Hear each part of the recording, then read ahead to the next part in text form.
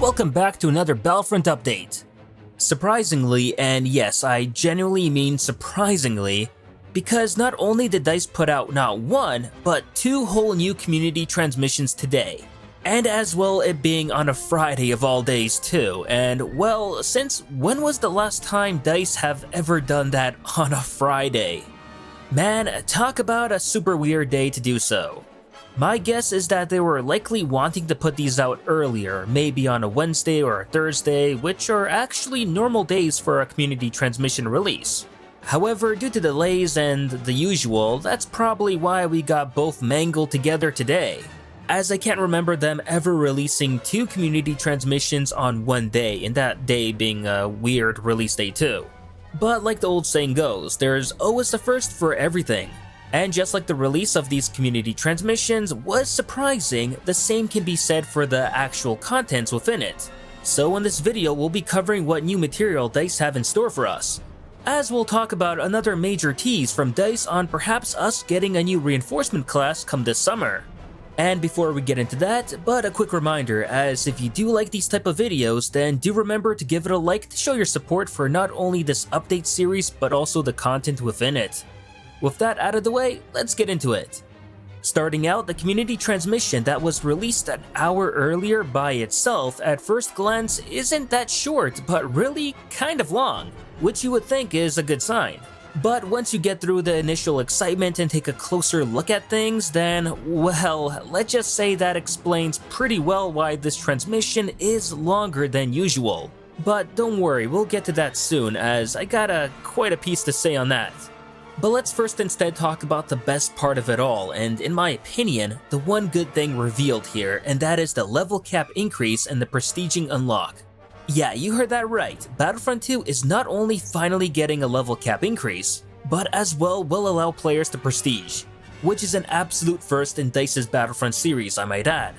Now all the units in the game are getting a level cap increase, which previously saw them have a different maximum level. But now, not only will they all have the same maximum level, but that maximum is actually 1000, I kid you not. Upon hitting level 1000, the level will then say max in gold. And after reaching the current max level for a unit, players will then have a chance to enter prestige levels. This will cause the level icon to visually change and turn gold. From there, each level will have the same XP requirement for each level. And while that sounds really awesome and everything, but unfortunately there is some bad news, and that is that there won't be any extra rewards for going max level or even prestiging. At least not in the same way that you would see in other games like Call of Duty. In Battlefront 2, reaching the max level and prestiging will for now only be about bragging rights.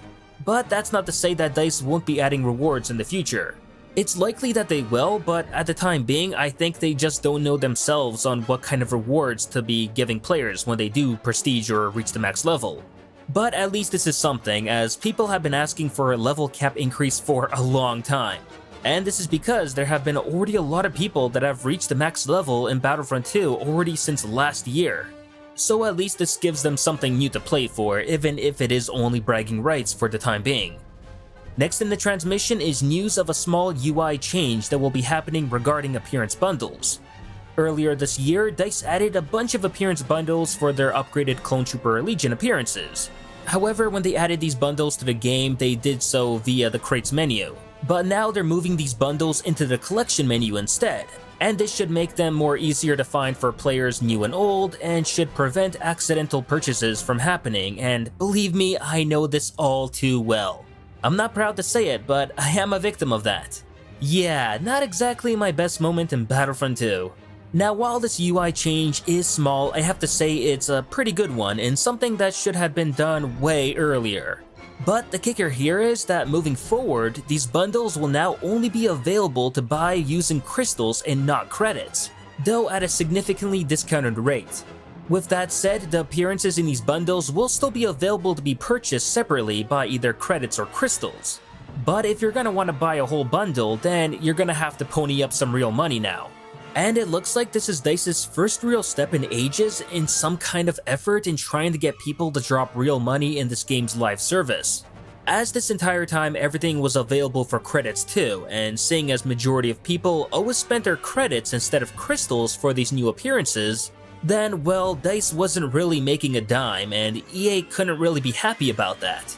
But by doing this, it's going to be interesting to see if DICE are going to be offering more appearance bundles now through only crystals. Like for example, I don't know, maybe an Imperial Stormtrooper appearance bundle or something like that. Which by the way, I would pay real money for. Because as long as they start making some kind of profit, no matter how small off the game's post-launch, then that should give them an excuse to ask EA for more funding to be poured onto content development. And in the end, well come on, that's gonna be a win-win for all of us. Now the last thing in the first community transmission is, well, and get this, it's voice lines. With the addition of the emote wheel in the past update, DICE are now adding what they're calling a voiceover wheel. For this initial release, the voiceover wheel will allow for all heroes and villains to say voice lines without requiring the need for an emote. This for example will let players give a voice line from the emote, such for example like Kenobi's "Hello there." So you'll automatically unlock the voice lines from any hero emotes you currently own or acquire at a future date. But voice lines are not available separately from emotes and there is no pricing change for emotes. Should DICE change this at a future date, such as if they decide to make standalone voice lines, then they'll for sure be able to let us know. But yeah, that's why this transmission was so long, because DICE decided to stick each hero's voice lines that we've all heard a dozen times now in the transmission itself. And this whole voiceover wheel thing, where do I start? This is so dumb. Who asked for this? I'm sorry, but this is so dumb and the most useless piece of fluff content I've ever seen DICE put out. Even miles worse than that Chewbacca bandage skin that they put out last year. I just can't wrap my head around this nonsense. What's the point in adding this? It's basically them adding something that was already in the game but removing one visual element of it and calling it brand new content. Yeah, no, I just can't take this seriously. Why spend time and resources adding this when they should have given us like something, I don't know, like real voice commands? Like attack point C, defend point B, cover me, and so on. You know, something new that would actually be useful in helping coordinate with your team. Not have a second way of doing the exact same emotes that we already had before, but this time with the animation removed. So when you think about it, we're pretty much getting the same thing, but less, if that makes sense. Yeah, it sounds worse and worse the more I think about it, and I have no idea what DICE was thinking on this. And you guys know me, I praise DICE when they do something good, but I won't hesitate to criticize them when they do something like this. I mean, sure, I could pretend to like it and lie to you all by being like, "Oh my god guys, DICE are adding a voiceover wheel, this is absolutely amazing! Out of this world, this is the type of mind-blowing content we've all been waiting ages for!" Yeah, no, just no. Honestly, it just all seems like fluff to me, just so DICE have an excuse to say they are jam-packing the May update with plenty of new content. I mean, I'm okay with everything else they're adding, but this, oh, give me a break. But alright, rant over guys, as we can now continue talking about a real new addition to content, and that is Kamino being added as the latest map for Capital Supremacy. This will be the third map added to the game mode and will offer a completely different experience than the other two maps thus far. As unlike Geonosis and Kashyyyk, Kamino will offer an all-out trooper warfare. This is because there are no canyons for speeders to cut through, no pathways for tanks or walkers. Instead, the map is steel, fire, and rain, meeting in opposition to the sterile white walls within.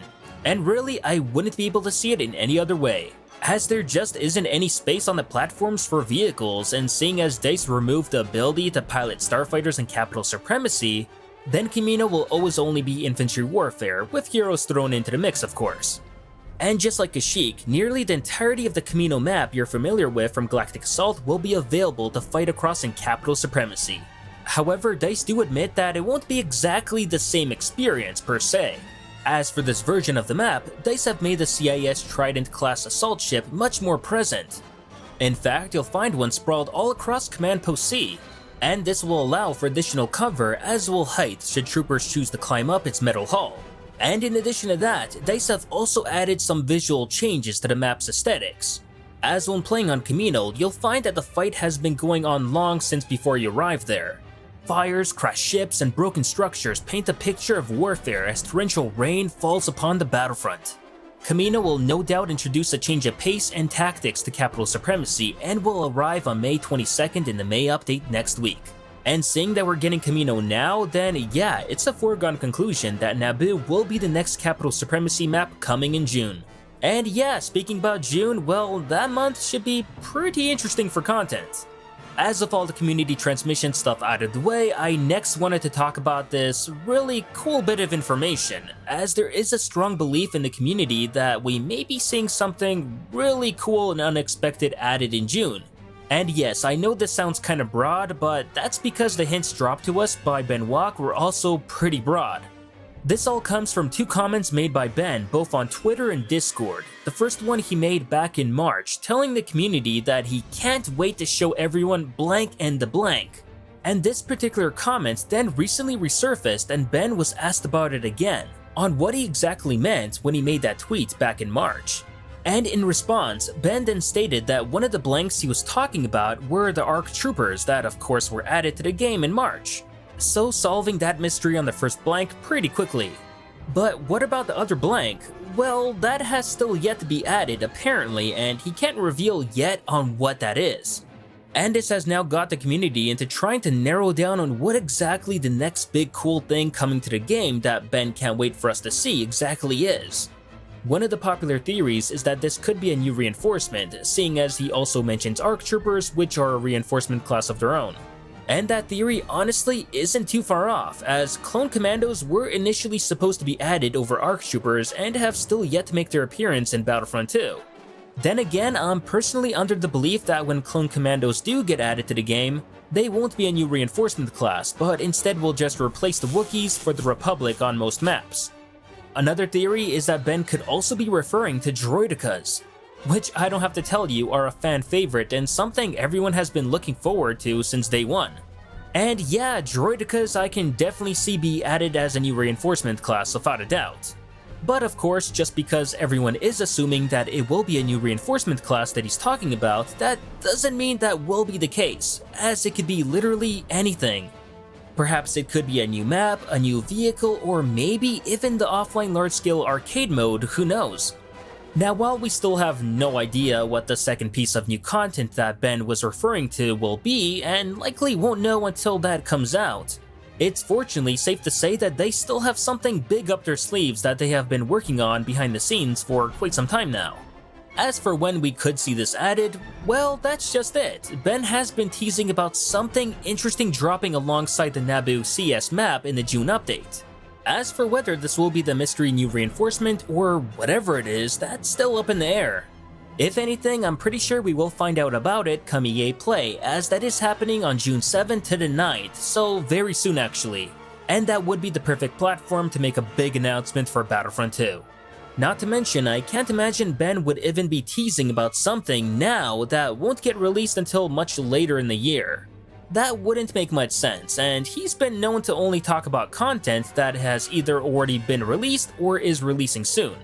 So fingers crossed that soon is actually June, and whether it is a new reinforcement class, a new map, or whatever, then it hopefully better be worth the wait.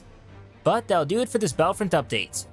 As always, if you enjoyed this video, please like it, share it, and subscribe to the channel to not only support it, but keep up with Star Wars news, gaming, and canon lore released every week. And consider following me on Twitter and Facebook to never miss out on the latest Star Wars related content. Thanks for watching, and may the Force be with you.